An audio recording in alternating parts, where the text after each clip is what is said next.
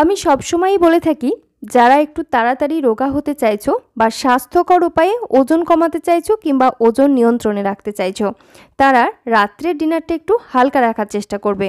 মানে রাত্রে ভাত রুটির পরিবর্তে প্রোটিন ফাইবার সমৃদ্ধ খাবার রাখার চেষ্টা করবে। তো এইরকমই একটা ডিনার রেসিপি আজকে তোমাদের সঙ্গে শেয়ার করছি, যেটা খুব চটজলদি বানিয়ে ফেলা যাবে এবং খেতে দুর্দান্ত হবে। এর জন্য আমি হাফ কাপ পরিমাণ রোলড ওটস প্রথমে ড্রাই রোস্ট করে নিচ্ছি, আর সেই ফাঁকে একটা টমেটো টুকরো করে কেটে নিচ্ছি। বেশ বড় সাইজের একটা টমেটো নিয়েছি। তোমরা যারা ওজন নিয়ন্ত্রণে রাখতে চাইছো তাদের জন্য কিন্তু টমেটোটা ভীষণ ইম্পর্টেন্ট, কারণ টমেটোর মধ্যে থাকা অ্যামিনো অ্যাসিড অতিরিক্ত মেদ ঝরাতে এবং ওজন কমাতে সাহায্য করে, পাশাপাশি এর মধ্যে থাকা ফাইবার কোষ্ঠবদ্ধতা দূর করতে সাহায্য করে। এজন্য প্রত্যেক দিন একটা করে টমেটো রাখার চেষ্টা করবে ডায়েটে। তো এখানে দেখো আমাদের ওটস কিন্তু ড্রাই রোস্ট করা হয়ে গেছে, হালকা হালকা করে কালার চেঞ্জ হতেও শুরু করছে। সেই সময় আমি এটাকে ঢেলে একটা অন্য প্লেটের মধ্যে রেখে দিচ্ছি। আমাদের আজকের এই রেসিপির জন্য ওটস কিন্তু ড্রাই রোস্ট করাটা অত্যন্ত জরুরি। তো তোমাদের যদি আগের থেকে ড্রাই রোস্ট করে রাখা থাকে সেক্ষেত্রে আর রান্নার সময় ড্রাই রোস্ট করার দরকার নেই। এবারে আমি প্যানের মধ্যে নিয়ে নিলাম সর্ষের তেল 1/4 টিস্পুন পরিমাণ। তেল গরম হতেই ফোড়নে দিয়ে দিলাম কালো সর্ষে, গোটা জিরে। এগুলো একটু ভাজা ভাজা হলেই তারপরে দিয়ে দিলাম কিছুটা টুকরো করে কেটে রাখা কারি পাতা আর একটি মাঝারি মাপের পেঁয়াজ কুচি। এবারে তোমরা যদি পেঁয়াজ রসুন না খাও সেক্ষেত্রে পেঁয়াজটা কিন্তু বাদ দেওয়া যেতে পারে।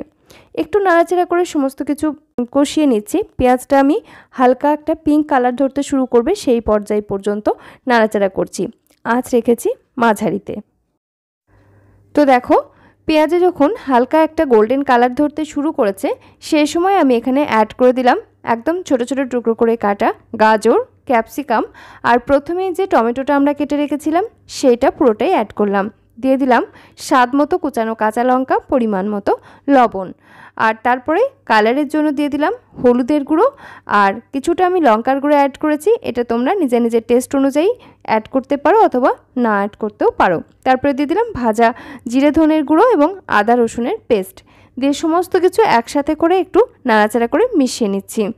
এখানে যদি একটু কষিয়ে নেওয়া যায় তাহলে রান্নার টেস্টটা বেশ ভালো হয়।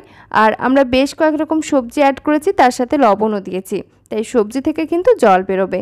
সেজন্য আমি আঁচ কমিয়ে ঢাকনা বন্ধ করে কিছুক্ষণ স্লো কুক করে নিচ্ছি, যাতে সবজিটা কিন্তু সবজি থেকে বেরোনো জলেতে একটু মজতে পারে। আর এইভাবে করে যদি একটু কষিয়ে রান্নাটা করা যায় তাহলে টেস্ট কিন্তু বেশ ভালো হয়। আমার মতো এই পদ্ধতি অবলম্বন করে অবশ্যই ডিনারে বা সকালের ব্রেকফাস্টে এই রেসিপিটা বানিয়ে দেখো, খেতে দুর্দান্ত হবে। আর এর মধ্যে কিন্তু ভিটামিন, মিনারেলস এবং ফাইবার রয়েছে প্রচুর পরিমাণে। এখন আমাদের কষানো হয়ে গেছে, অ্যাড করে দিচ্ছি জল, কুসুম গরম জল 1.5 কাপ পরিমাণ। আমি এখানে নিয়েছিলাম হাফ কাপ পরিমাণ রোলড ওটস, আর তার জন্য কিন্তু আমাদের 1.5 কাপ পরিমাণ জল এখানে লাগছে। তোমরা যদি কুইক ওটস নাও সেক্ষেত্রে কিন্তু জলের পরিমাণ কম লাগবে, কারণ কুইক ওটস কিন্তু অতটা জল টানতে পারে না, তবে রোলড ওটসের ক্ষেত্রে জলের পরিমাণটা একটু বেশিই লাগবে।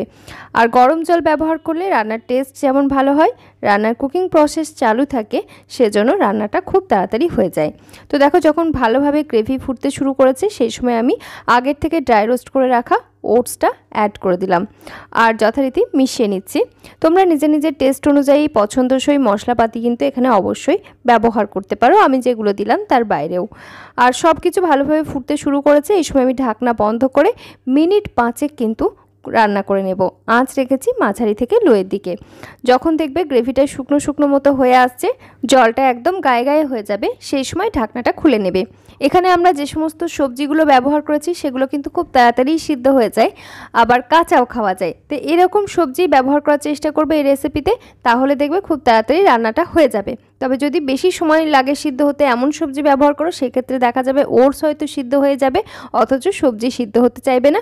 উপর থেকে কিছুটা ফ্রেশ ধনেপাতা কুচি ছড়িয়ে দিলাম, ভালো করে মিশিয়ে নিচ্ছি। আর দেখো এরকম একটা গায়ে গায়ে মতো টেক্সচারে তৈরি হয়ে গেছে। এই সময় কিন্তু আমি আঁচ বন্ধ করে নামিয়ে নেব। এরকম একটা টমেটো ওটসের রেসিপি কিন্তু ডিনারের জন্য একেবারে অ্যাপ্রোপ্রিয়েট। তাছাড়াও ব্রেকফাস্ট এমনকি লাঞ্চে নেওয়া যেতে পারে, লাঞ্চ বক্সেও কিন্তু নেওয়া যেতে পারে, কারণ এটা যেমন ভীষণ টেস্টি ঠিক সেরকম ভীষণই হেলদি। আর শুধুমাত্র তোমরা যারা ওজন নিয়ন্ত্রণে রাখছো তাদের জন্যই নয়, বাচ্চা থেকে বয়স্ক বাড়ির যে কাউকে কিন্তু সার্ভ করা যায় এরকম একটা রেসিপি। আশা করছি ভিডিওটা তোমাদের কাজে আসবে। রেসিপি যদি ভালো লেগে থাকে একটা লাইক করো, ছোট্ট করে একটা কমেন্ট করতে পারো। আর কে কোথায় থেকে আমাদের ভিডিও দেখছো সেটিও জানাতে ভুলো না একই কমেন্টে। আর একই সাথে চ্যানেলটি সাবস্ক্রাইব করা না থাকলে অতি অবশ্যই সাবস্ক্রাইব করে পাশে থাকা বেল আইকনটা অল করে রেখো, কারণ আমি কিন্তু প্রতিনিয়তই স্বাস্থ্যকর রেসিপি শেয়ার করে থাকি, যেগুলো বাচ্চা থেকে বয়স্ক বাড়ির সবার জন্য ভীষণ উপকারী, এমনকি তোমরা যারা ওজন নিয়ন্ত্রণে রাখতে চাইছো তাদের জন্য একেবারে অ্যাপ্রোপ্রিয়েট। আজকের মতো এখানেই বিদায় নিচ্ছি। ফিরে আসছি খুব তাড়াতাড়ি পরবর্তী নতুন কোনো স্বাস্থ্যকর রেসিপির সন্ধান নিয়ে। সকলে ভালো থেকো, সুস্থ থেকো এবং সাবধানে থেকো। ধন্যবাদ।